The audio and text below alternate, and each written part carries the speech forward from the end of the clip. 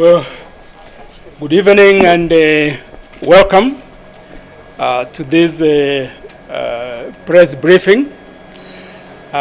We have just arrived from Ijara, where we went this morning as a National Cohesion and Integration Commission to accompany Senator Yusuf Haji, who is the senator of the area that has experienced of late attacks by Alshabaab.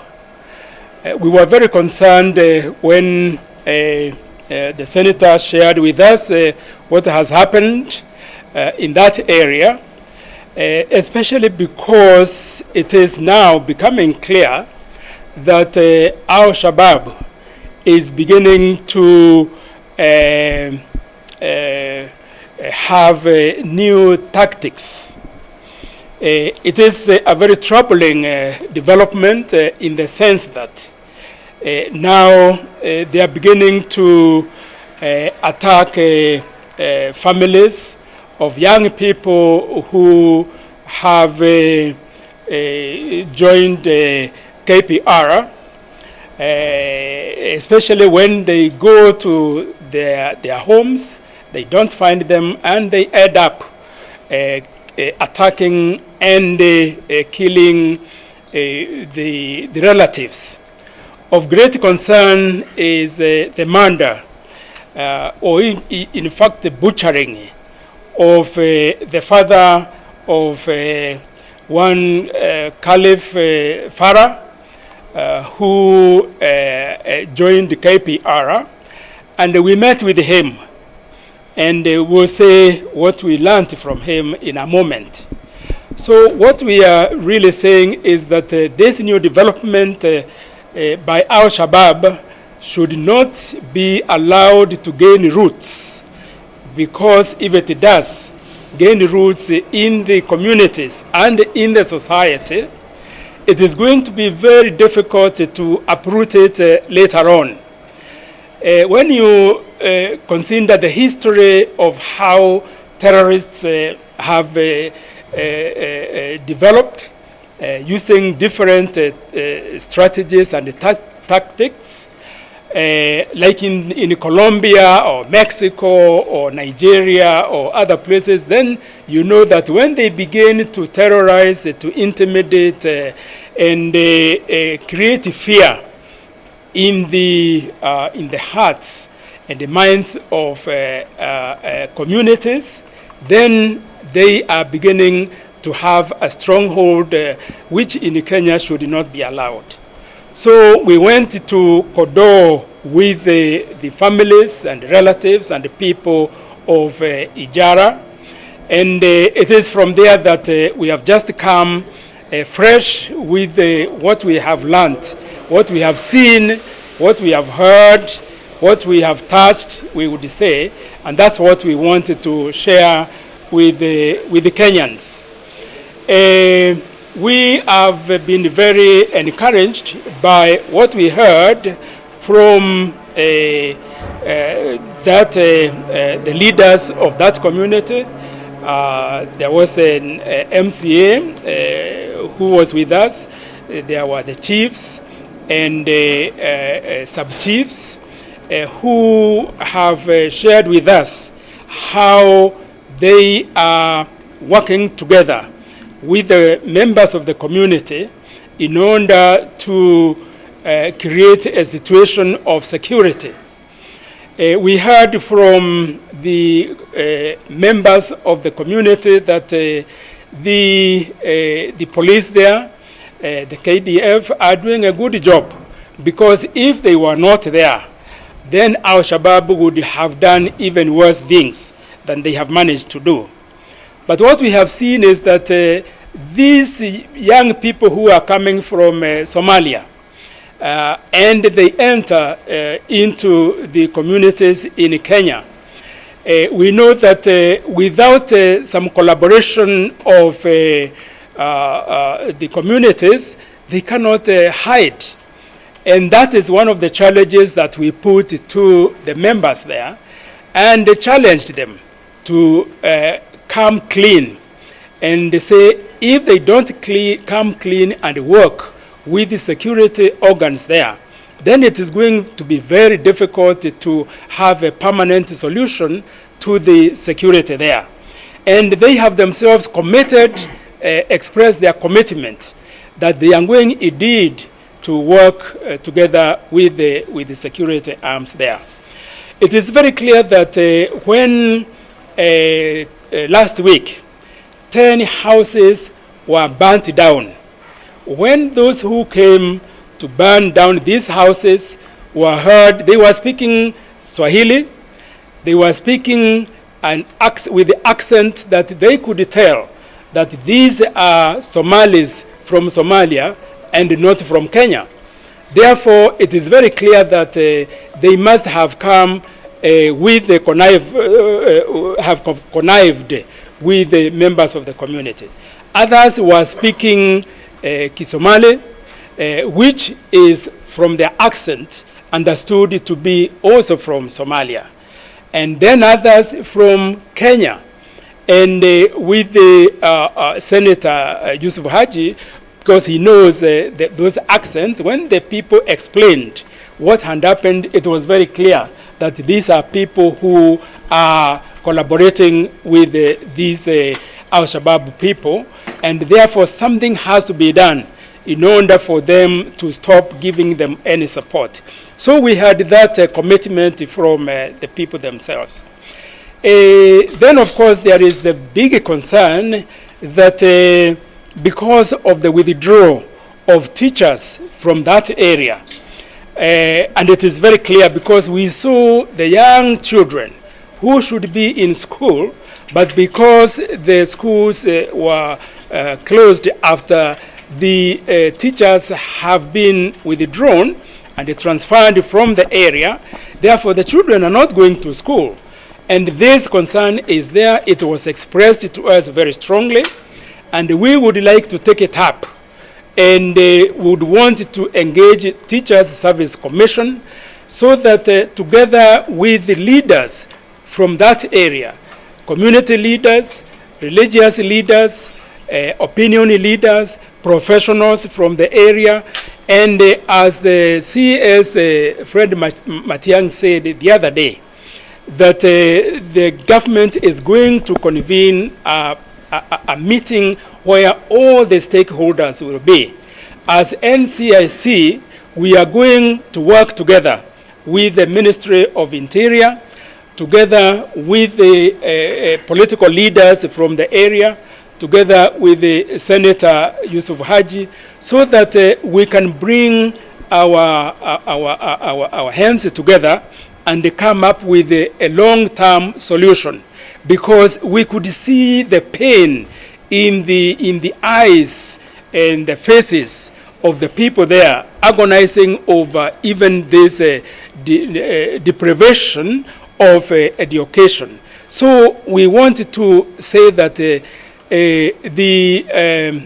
security issues have to be addressed by all of us, and we have impressed upon them that security is a responsibility not only of those who are the state agents who are whether in the army, in the police,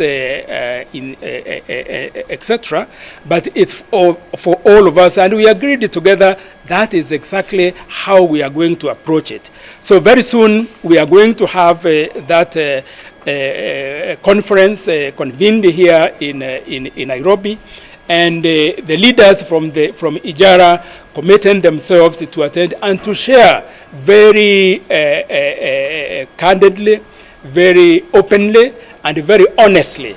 And we need to be honest to each other. That way we will be able to deal with the security issue, which is now the cause of most of the problems we have. Finally, we want to say that as NCIC, we see ourselves providing what we call software in order to complement and to work together with the security arms of the state who are providing the hardware. If we work together in terms of making sure that the hardware and the software are there, then we are going to be able to comprehensively deal with this issue. Infrastructure is the other major problem that we have seen, apart from the security that we have mentioned, because without good infrastructure, communication is not easy. And therefore, like this young man, who we really considered to be a hero, after he learned that his father had been killed, that their houses had been burnt down, they trekked 15 kilometers.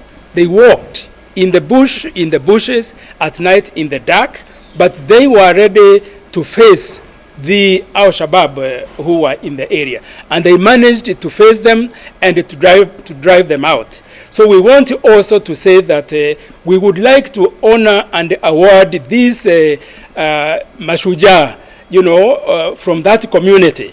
And with that, it will inspire others, it will motivate others, and that way we want to believe that we will be able to have a new generation of young people who are prepared to work together with the government, and we stamp out this problem once and for all. So that's what I wanted to say by way of remarks, and my fellow commissioners who are here. We have Honorable Abdulaziz Farah, who is a commissioner. We have Dr. Danvers Makori, who is also a commissioner. Their houses were burnt down, and therefore will also find ways of mobilizing support for restocking and refurnishing the houses that they lost. So this is a commitment that we have made, and we will be making an appeal so that this can be done. So thank you very much, and we want to say again, it's good you have been here to hear this story from us, and unless there is one or two questions, but not more than that really, because we have to go. Yes, yes.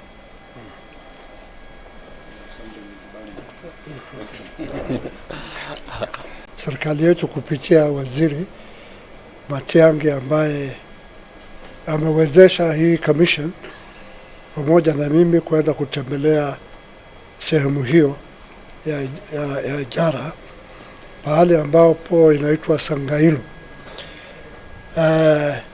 Kama mnavyojua, hawa Alshabaab kama chairman alivyosema, wameanza kuja na mtindo mpya. Kwanza walikuwa wanawekea askari yetu mines kwa barabara, kuua na kuharibu magari za serikali. Wameruka hapo wakaenda sasa kuua walimu. Na kwa vile sasa walimu wameondolewa, wanaona ile threat ingine iko ni kwamba wenyeji ambao wameandikwa vijana kwa KPR ndio watatarget hawa ili wawatishe wasiweze kufanya hiyo kazi ya kupambana na hawa. Na kwa hivyo, kwa vile hawa KPR ni watu wa kuzunguka, wanakuja Manyata yao, wakaua baba, walimkosa hiyo kijana, wakaua baba. Baada ya siku tatu ingine wakaenda kwa Manyata ya ule KPR mwingine, hakuweko pia, wakachoma hizo manyumba 10. Hiyo ni kutisha. Na mimi nilimwambia watu wangu ya kwamba kweli Alshabaab ni adui, lakini wao wenyewe pia ni adui kwa nafsi yao. Kwa sababu huyo Alshabaab ambaye ametoka Somalia hawezi kujua nyumba ya KPR au baba ya KPR iko wapi. Hiyo nimewalaumu, na niliwaambia ya kwamba ni lazima watuletee majina ya vijana. Kama hawawezi waenda watoe wao, kama hawawezi kusikiza maneno yao basi watueleze, na tutaangalia mbinu gani tunaweza kutumia kuwafuatia. Apili yangu kwa serikali ni kwamba KPR watiliwe nguvu. Wanafahamu lugha, wanaweza kutembea ndani ya watu, wanaweza kubehave hata kama Alshabaab wanavaa kikoi, na waenda hata kama ni kwenda mpaka Somalia kufuatia wao. Na hata wakikufia huko sisi hatuwezi kudai serikali, na hakuna ridhaa serikali itatoa, lakini wapewe silaha ya kuweza kupambana na hawa. Kwa hivyo chairman, na kushukuru sana pamoja na wenzako kwa kuwafariji wale watu ambao wamepoteza watu wao, na pia kuwasaidia kwa ile njia ambao umewasaidia kwa kitu kidogo. Kwa hivyo yangu ni hiyo tu. Asanteni sana. Thank you very much. Let me just say one further word that we have committed ourselves to support those families whose houses were burnt down by assisting them to rebuild their houses. Secondly, the mothers and women lost everything because